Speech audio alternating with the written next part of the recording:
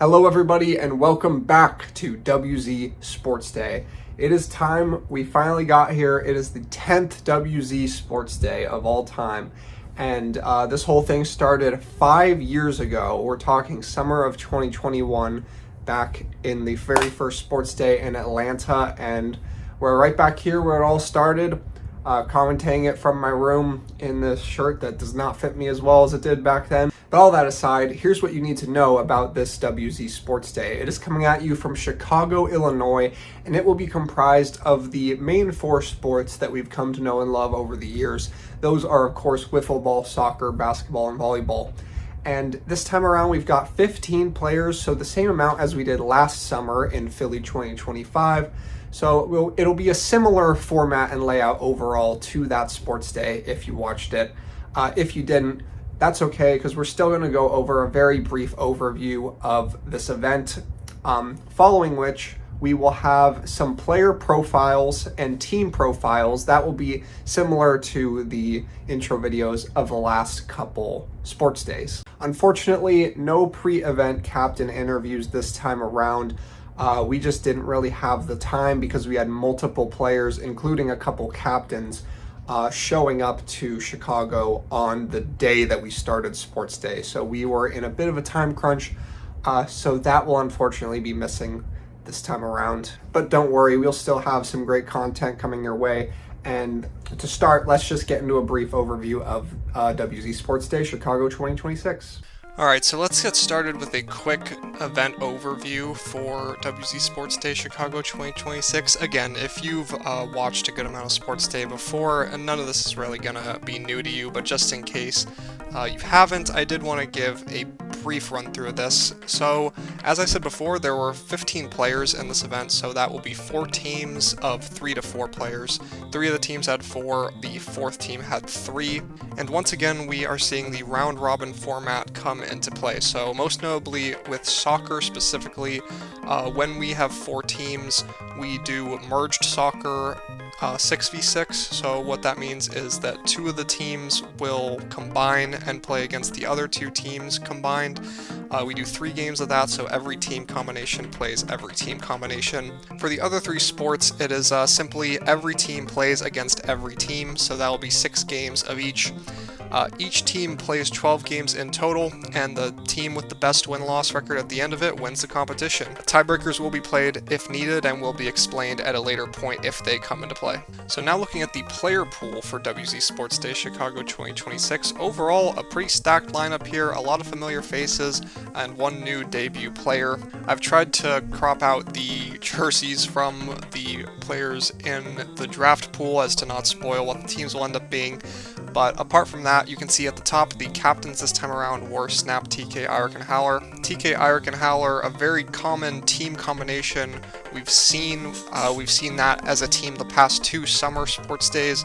So all 3 of them being a captain ensures that we saw some more parity and some team diversity this time around. The pick priority order as voted on by the players in the event went Snap with the first choice, followed by TK, followed by Howler, followed by Iric. So Snap went for the first pick, TK followed up going with second pick. Howler then decided he wanted the wraparound 4th picks rather than the 3rd pick, and that left Iric autofilled to the 3rd pick. Apart from that, I think a pretty obvious notable omission here in the player pool is that Wally was not present at this event. It's only the 2nd time in 10 sports days that he has not been in the sports day, and I think it really just shakes up the competition entirely. Since he's such a dominant force in sports day, it really just opens up the field a lot and makes it feel like anyone's got a chance to win. With that said, we will get into that a bit more in the team profiles and projections coming up right now. So the first team we're going to be talking about today is Cream Team, and this is a really interesting one right off the bat. Not a lot of history playing together on this team outside of Anks and Tuck in Philly 2022. That event didn't go so well for them, but this time they'll be with Brawley, who neither of them have ever been on a team with. The same goes for the team captain Snap, who this is only his 2nd sports day, but he's also never been on a team with any of the 3. Starting with Snap, he's coming off of an event in Austin 2026 that he's looking for a bounce back from. He was drafted very high at 2nd overall, and thus a lot of expectations on him, but the team in the end wasn't really able to perform. With that being said though, Snap did show some positives that I think he can carry into this event. To start with, the 83% receive percent in volleyball is nice. Not enough volume to qualify for the career leaderboard, but he did show promising things there, as well as a 563 on-base percentage in wiffle. Mainly he had quite good plate discipline and was willing to take a lot of walks for the team's success. 30 shot attempts in soccer in just one event is also quite a lot, and shows that he was able to get a lot of possession and find looks to put pressure on the opposing goalie.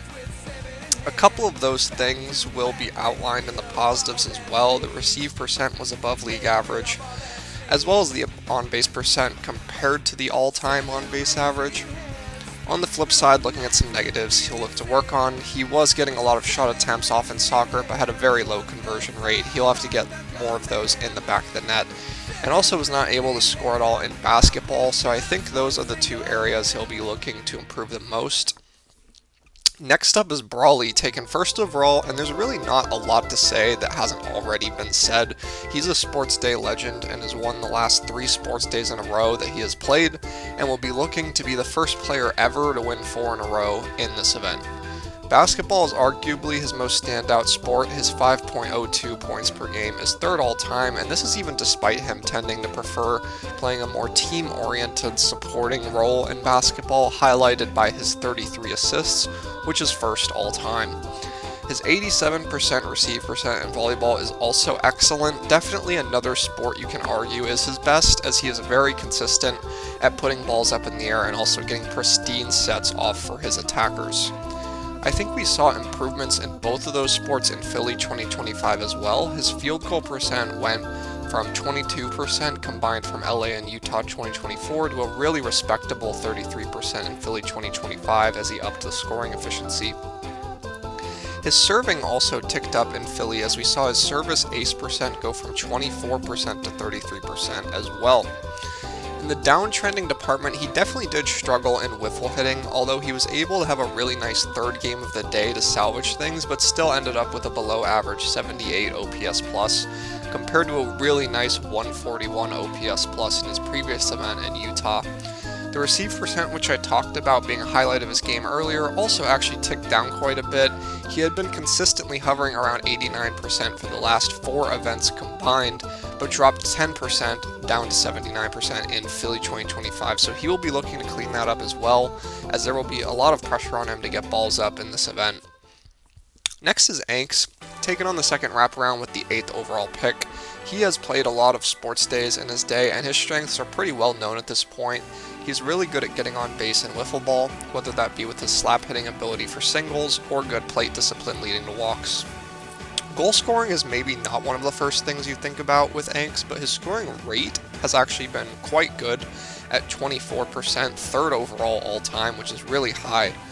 He's played a lot of goalie in his day too, and has racked up 39 saves, good for 4th overall. I think one promising thing that we saw in Austin 2026 is that his slap hitting returned to form a bit. He was only able to bat .250 in the previous 2 events he played, but batted a really impressive .625 in Austin 2026, which is quite encouraging. He struggled in net in Utah 2024, but in Austin 2026 he was able to up his save percent from 50% to 73%. This will also be nice for this team if he is to play goalie this event. For downtrending, I went to volleyball for both. The kill percent was way down in Austin 2026 as he was not able to convert too many points and made a lot more mistakes in the front line.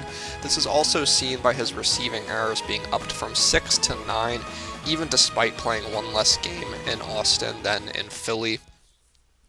Finally, let's talk about Tuck, who was also taken on the wraparound alongside Anks. I think it's extremely worth noting that Tuck has won 3 sports days out of the 5 he has played, which is an insane win rate. He's coming off a win in Austin 2026 with Aurora team, and now with a completely new look team, he'll be looking to repeat some of his past success. His standout sport historically has been wiffle ball. He has a nice .467 batting average, as well as 23 runs batted in, both which are in the top 5 of the all-time leaderboards. But as of late, he has actually started to show out as a soccer goalie, starting in Philly 2025, but continuing into Austin 2026, where he now has an 81% save percent, which is good for second all-time. That also is where I went first in the uptrending section, where we got a taste of it in Philly 2025, but in Austin 2026, he was put under a lot of pressure and showed up big time, and was able to up the volume of saves a lot. Really notably as well, he cleaned up his serving in volleyball quite a bit. For the last 3 sports days he had played, he hovered around a 38% service error percent, which he got down to 6% for Austin 2026, which was absolutely huge for the team. For downtrending, I noticed that the wiffle hitting production has continued to steadily go down as of the last couple events. We will have to see if he can return to form there. As well as the volleyball receive percent going all the way down to 20%. He didn't get a lot of opportunities there, but he will have to try to make better use of the opportunities he does get to get the ball in the air. Now for a brief overview of Cream Team's outlook. I think this is a pretty well-balanced team without an extremely clear strength, but I think I would say their best sports on paper are basketball and volleyball. But Brawley will definitely need to do a lot of heavy lifting in both of those for this team to have success.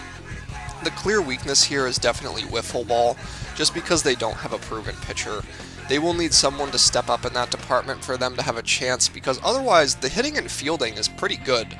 But historically, we've just not really seen teams without a reliable pitcher get wins on the board.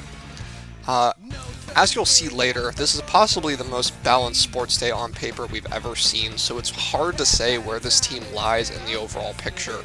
I genuinely think they can reasonably finish anywhere from first to last.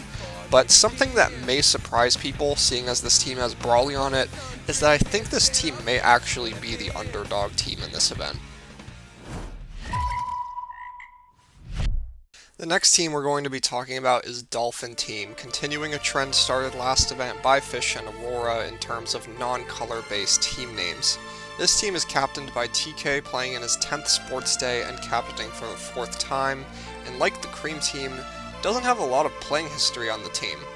TK and Aiden have never played together, nor have Aiden and Larry, and CC is going to be the lone debut player in this event, so this is an interesting team all around. Starting with the team captain, TK, he is one of just 3 players who have played in all 9 sports days to date, and this will be his 10th one. He ended a long losing streak by picking up a win with Aurora Team in Austin 2026, his first win since 2022. His most standout sport is definitely wiffle ball, headlined by his power hitting. As you can see, 11 home runs is tied for first all time. The soccer offense has been down as of the last couple events, but his 33 goals are still 3rd all time, which is definitely something that could come into play for this event as well. And a very underrated skill TK has is to consistently get balls in play while serving. In volleyball, his 6% service error percent is tied for 1st all time. I think a really encouraging boost we saw in Austin 2026 was in basketball. He had not been able to score a point in his last 2 sports day events despite limited playing time due to injury, but was able to score 4 points per game in Austin, which was 2nd only behind Wally. This is very encouraging, as basketball has historically been his worst sport. The kill percent in volleyball also went way up, as we saw an increase from 48% in Philly 2025 to a league-leading 72% in Austin 2026.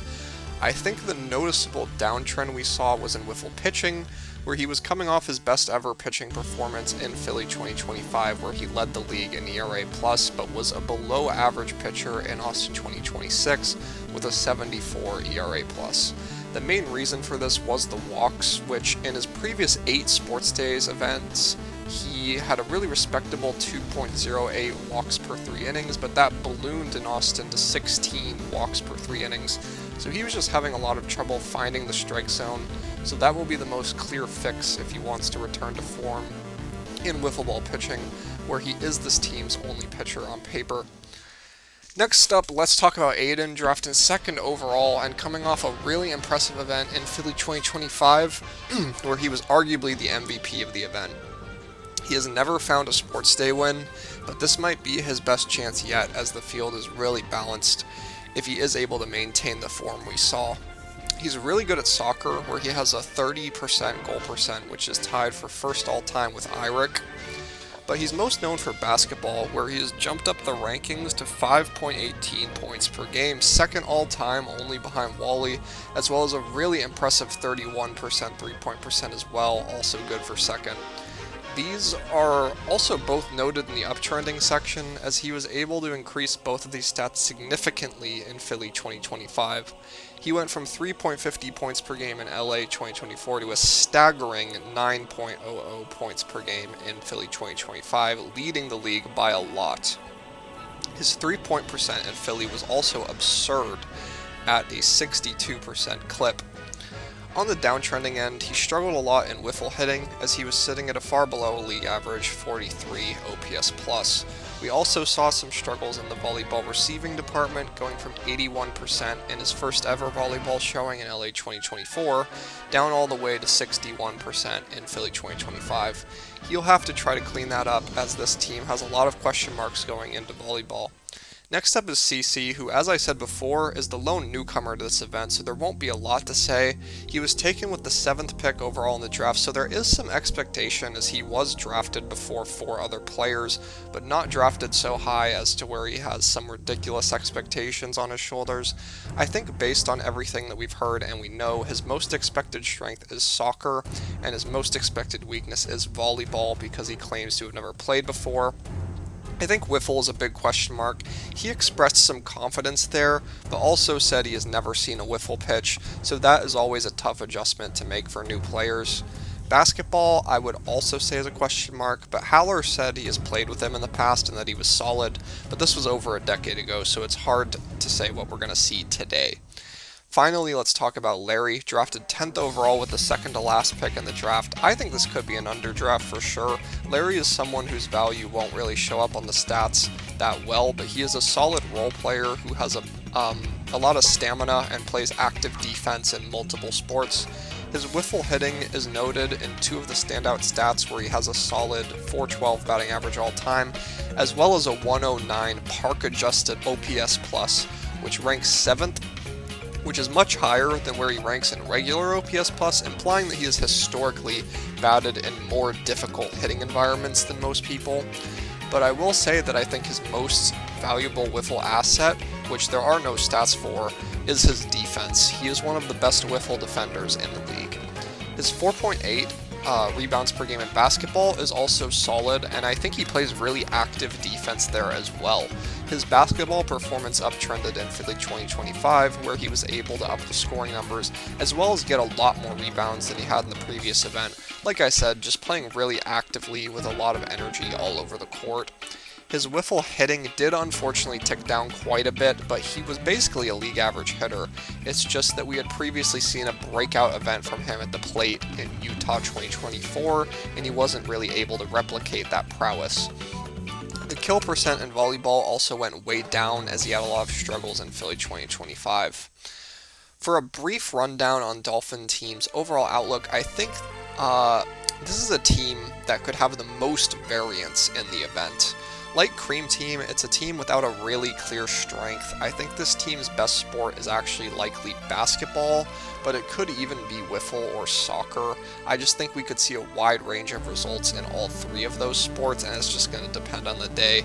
This team's clear weakness, in my opinion, is volleyball. I think they come in as the worst volleyball team overall, and we'll have to kind of make adjustments on the fly in order to sneak a win or 2 in that sport. The team's overall outlook is pretty hard to predict, and to me is going to largely come down to the day 1 performance with wiffle and soccer.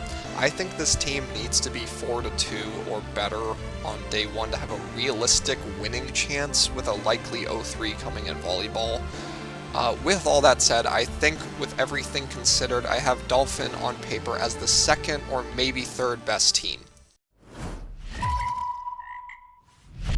Next up is going to be Teal Team, kind of a legacy team here, and the reason why is obvious. Eirik and King have played together on a team just once, and it was in Raleigh 2023 on Teal Team, so they decided to run that back here for Chicago 2026. joined by Nathan, who Eirik had last been on a team with all the way back in the first ever Sports Day in Atlanta 2021, and King has never teamed up with. Quinn also joins the squad, having never been on a team with any of the three, as this is just his second Sports Day event ever, first in 3 years since the aforementioned Raleigh 2023. I really like this team overall, just from a vibes perspective. This is a team that I would love to play on personally, and I think they're going to have a lot of fun, as well as being a pretty strong contender. Talking about Eirik first, this is his first time being a team captain since the first ever Sports Day in Atlanta 2021, which did not go well for him, so he's looking for a bounce back in that department, as well as his first ever Sports Day win. Definitely one of the more shocking people to not have a win, as he is widely considered one of the best Sports Day players. His claim to fame is obviously soccer, where he is, in my opinion, the best player in WZ by far.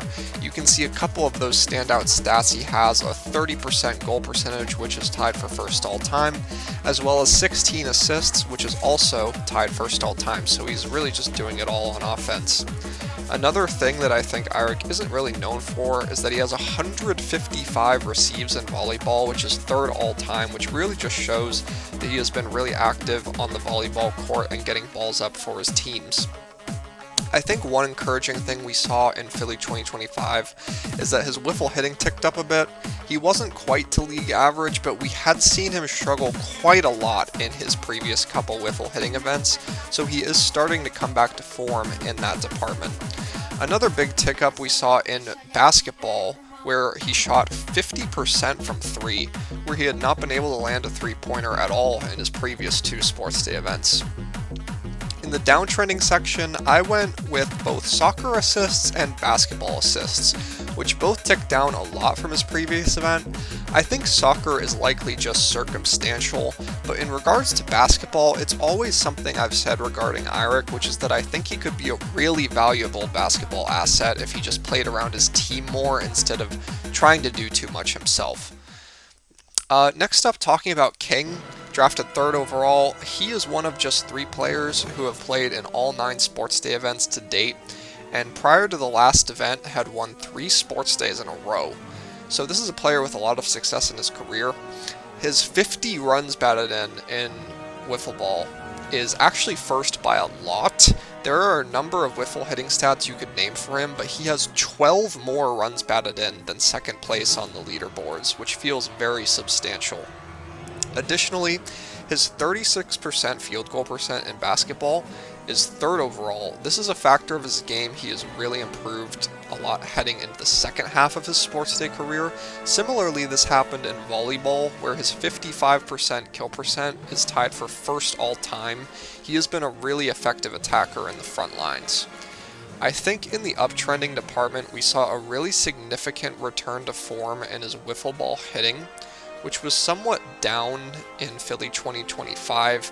He hit 0 home runs there for the first time in a while, so he made up for it by tacking on 3 home runs in Austin 2026, which led the league. Also leading the league by a lot was his 14 runs batted in, also a significant increase from his Philly 2025 total. In the downtrending department, we definitely saw a big decrease in 2 of his aforementioned strengths, those being his basketball field goal percent, which dropped all the way down to 10%, as well as his volleyball kill percent, which was still good at 53%, but a far cry from his staggering Philly 2025 numbers. I think regarding this, you have to wonder how much of it is due to not having Brawley on his team for the first time in a while, but I also think he just had an off day in basketball, and I would expect to see him look much better this time around. Next up on the team is Nathan, drafted with the 6th pick overall. This is actually Nathan's first Sports Day in over 2 years, which is pretty shocking. His best sport by far to me is definitely volleyball, where he has some really impressive numbers. His 85% receive percentage is tied for 3rd all time, and his 42% service ace percent is also very nice, 4th on the all-time leaderboards. Something you also may not think about with Nathan is that he has been very good about not turning the ball over in basketball. 0.5 turnovers per game is 3rd all time, and is integral to him playing a good supporting role in that sport. One big uptrend we saw in his last event played was in wiffle hitting. he was able to be a league average hitter in LA 2024, whereas in his previous event of Raleigh 2023, he didn't even get on base a single time. Additionally, we saw him notch a few soccer assists. In his previous 3 events, he only had 1 assist total, but in LA 2024, he got 3, so that is encouraging as well. As far as downtrending goes, he was not able to score a 3-pointer in LA, whereas in his previous events played, he sat at a really respectable 20% 3-point percentage. Also, the service ace percent, which I mentioned before, dropped very significantly as he went from a 47% service ace percent in his previous 2 events played down to just 13% in LA 2024. Finally, with the last overall pick in the draft, it's going to be Quinn. His second time being drafted, last overall, so he's got something to prove here. Unfortunately, there isn't a whole lot to talk about regarding Quinn, as the one time we did see him play, he had pretty limited playing time overall. With that said, the sport we saw him play the most was volleyball, where he had pretty decent numbers all around, which he'll just be looking to build upon for this event. The kill percent and service ace percent were both below league average, but they were right around it. As far as negatives go, he had a very limited amount of plate appearances in wiffle ball, but we did see him struggle there, getting on base just once via a walk. Additionally, he did end up playing a decent amount of basketball in Raleigh due to Doobie's injury, but he was not able to score any points. So those are just a couple areas of weakness for him. Regarding Teal Team's outlook on the whole, I think their strongest sport has got to be soccer. That kind of just comes with the territory of Eirik being on the team, despite the supporting cast here for soccer not being too stellar. I think this team's worst sport will be basketball. Eirik and King are a solid foundation for sure, but I think this team will have an issue with their third, as well as the other teams just having a more scary core overall in general. I think, like Dolphin, I expect this team's day 1 to be pretty impactful. Wiffle is a big swing sport for them, and I think that them 3-0ing soccer with Eirik will be very important to their success. Volleyball is solid, so if they can go to day 2 with a 3-3 or 4-2 record or better, I think they have a chance. This team has a lot of variables, but overall on paper, I see this as the 3rd or maybe 2nd best team. So, the last team we will be talking about today will be the Eagle team. Something you'll notice right off the bat, this is the only team with 3 players, similar to Philly 2025's Orange team. Also similar to that team is the Howlers on this squad, this time captaining the team, joined by Smash, who he was just on a team with last event in Austin 2026, as well as Doobie, who he has not been on a team with since Phoenix 2022's Black team, and it's been a long time coming. They even talked about it during soccer commentary for Austin 2026, so kind of manifested in that way. Howler, alongside King and TK, is one of just 3 players who have played in all 9 Sports Day events to date, and he has had a pretty impressive career. His 47 goals in soccer is first all time. He upped those numbers a lot in the last event, as you'll see later. His 116 rebounds in basketball is also first all time, as he has been able to get a lot of those boards, and his 45% service ace percent in volleyball is tied for 2nd all time, so he has just had a very wide range of contributions across all sports in his career. As I hinted at, his soccer performance in Austin 2026 was off the charts, as he scored 14 goals, which led the league by a lot, and also was a huge tick up from his 3 goals scored in Philly 2025. Another big tick up for him came in volleyball, where he played a much better front line and was able to come away with a 61% kill percent, compared to just 36% in Philly 2025. On the downtrending side, I went with Wiffle for both. He had a really strong start to his day in Austin 2026 with a walk into a grand slam, but then was kind of not able to keep it going for the rest of the day and ended up with a 77 OPS plus compared to a really nice 118 OPS plus in his previous event at Philly 2025. We also saw him pitch for the first time in a while. He actually had a really nice pitching performance in Raleigh 2023, where his ERA sat at 150. But in Austin 2026, his ERA was infinity, as he was not able to record a single out, allowing 6 hits and 5 walks for 9 earned runs in the process. Ideally, he won't be expected to pitch on this team, so this may not be much of a concern. The first of his wraparound picks was Smash, who has started to become a Sports Day regular, debuting just a year ago in Philly 2025, but already playing his third Sports Day in a row. One thing that looked strong last event was his soccer goalie play, where he sits at third on the all-time leaderboards with an 80% save percentage.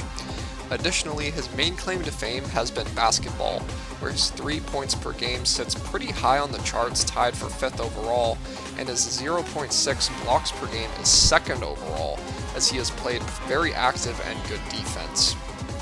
One big uptrend for him in Austin was his wiffle ball hitting.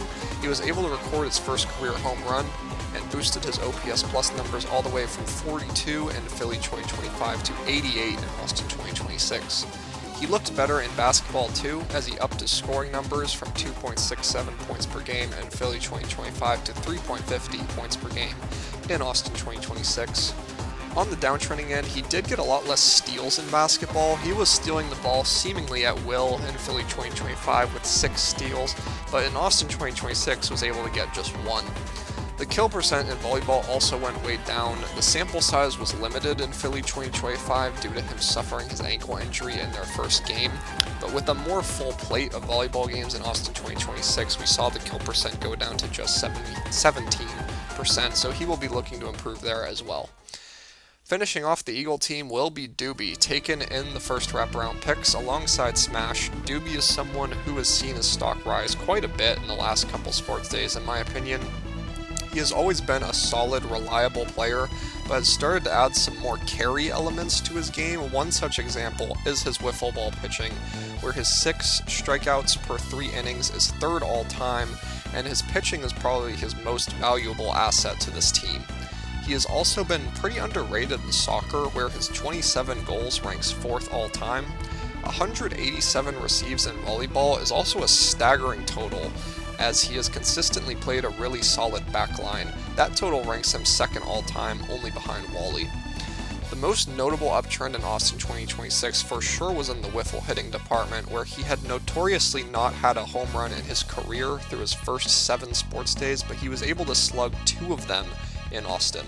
Additionally, his volleyball serving in Austin 2026 was monstrous, always kind of a strength of his, but really showing out in this case, improving his service ace percent from 31% in Philly 2025 to 62% in Austin 2026. I would also be remiss to not mention a huge bounce back in the wiffle ball pitching here, where he struggled a lot in Philly 2025 but was easily the 2nd best pitcher in Austin 2026 behind Wally. That will be really important to this team's outlook.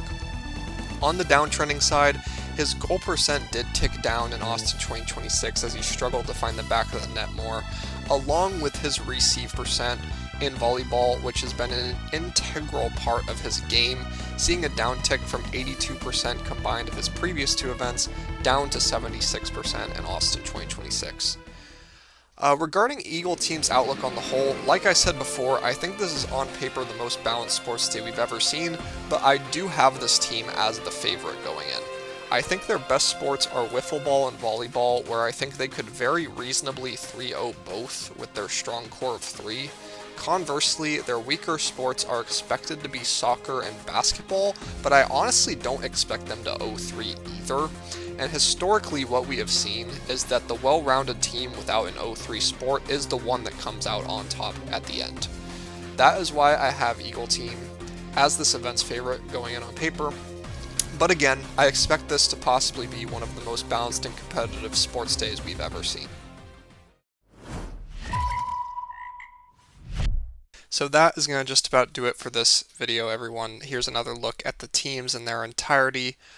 Sorry again for no pre-event captain interviews, which had kind of become the standard the last few sports days. Honestly, a huge bummer, especially this being the 10th sports day and all, that we did not have time to record those. But despite that, it's a great sports day nonetheless. I think you will not be disappointed with the content that is coming your way, and that will be starting next week with the first sport of the event. That is going to be wiffle ball, so stay tuned, and I'll see you then. Thanks for watching.